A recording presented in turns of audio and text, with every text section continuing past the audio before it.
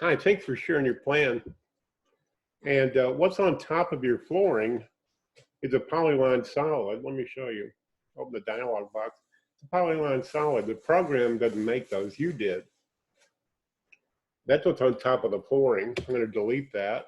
And now it's not on top of the flooring. I'm going to delete that polyline solid.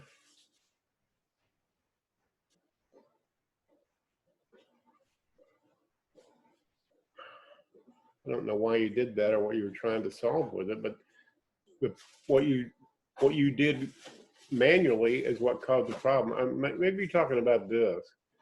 And the railing is sitting on top of the floor. That's true. What could you do? There's a dialog box. Go over here to rail style.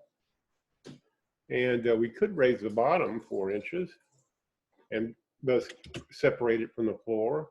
But you didn't want to do that, I guess.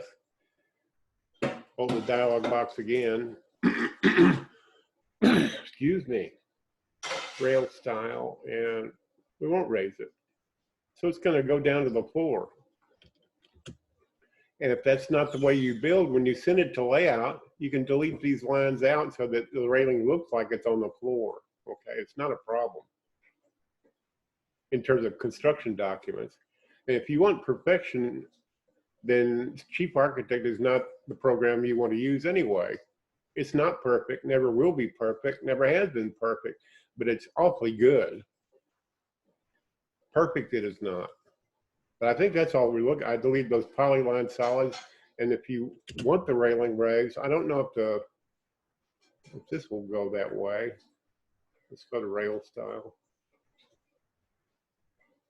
So you don't have it raised and it's not raised. It's sitting. That's the bottom of that's the bottom rail. That's the way